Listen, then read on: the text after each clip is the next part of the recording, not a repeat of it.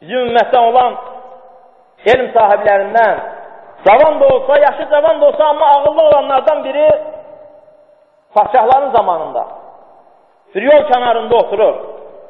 Həmin zaman orada bir padşah keçir. Ətrafında kölələri, qulları və cəmaat da düşür onun dalıcan. Bütün insanlar düşür bunun dalıcan.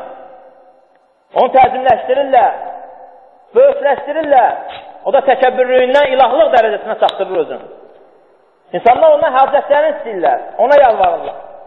Və bu anda bir milçək uçaraq padşahın üzünə tərəf gəlir.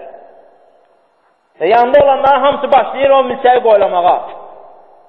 Və nə qədər çalışırlar, milçək qoyulurlar, təzdən qaydır bunun üstünə gəlir. Milçək padşahdan əl çəkmir. Nə eləyirlər? Milçək gezmir. Və yanında olan insanlar deyirlər ki, təəccüblənirlər, subhanallah. Bu boyda təkəbbürlü padşah, hacətlərimizi istədiyimiz padşah bir milçəyi qoyulaya bilmir. Acizdir, məxluqdur. Və həmin zaman, həmin orada oturan oğlan, mömin, ağıllı alim fürsəti əldən vermir. Mövqeyi əldən vermir, istifadə edir o vaxtdan. Bir əuzu billahi minəşşeytanirracim. Şeytanı Allaha sığınır. Bütün insanlar çevirir onu çünki şeytanı Allaha sığınırdı. Və ayəni oxuyur. Ya eyyuhən nəsu duribə məsəlun fəstəmi'u ləh. Ey insanlar, bir misal çəkildi, ona qulaq asın. Aləmlərin Rəbbi deyir bunu. Allah misal çəkir. Subhanallah, nə böyük şey. Bir qulaq asın buna. Allah sənə deyir ki, qulaq as. Deməli, əmr edirsə qulaq asma, böyük hikmət var burada. Və insanlar hamısı səs səmirsiz oğlana qulaq asırlar. Ayənin arxasında nə gələcək? Allah s.ə. buyurur, ayənin arxasınca bir misal çəkildi. Ey insanlar, bir misal çəkildi, ona qulaq asın. İnnəl-ləzīnə təd'unə min dunilləh ləm yaxluqu zübəbə və ləv işləməunə. Sizin Allahdan qeyri çağırdıqlarınız, dua etdikləriniz bir milçək olsun belə yaratmayıblar. Əgər hamılıqla yığılsalar belə. Subhanallah.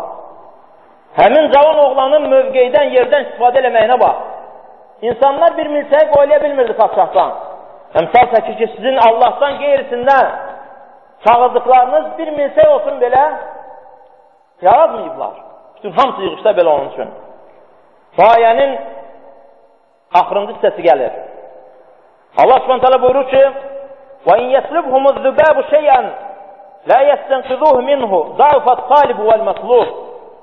Və əgər deyir, milçək onlardan bir şeyi götürsə belə, onu qaytara bilməzlər. Bunu etmək istəyən də acizdir, istənilən də. Əgər milçək onlardan bir şey götürsə, mümkün deyil ki, onu qaytarsınlar. Və indiki elm, müasir elm sübut edir ki, milçək bir şeyin üzərinə qonduqda bir şirə olsun, istər nə olsun, onu həmən həll eləyir. Mədəsinə çatmamış ağzında yox olur. Onu ondan almaq mümkün deyil. Bunu da Allah subhanətələ xəbər verir. Və həmin zaman insanlar hamısı padşahın fani olduğun, onun da bir yaradılmış, məxluq olduğun başa düşürlər, uzaqlaşırlar ondan.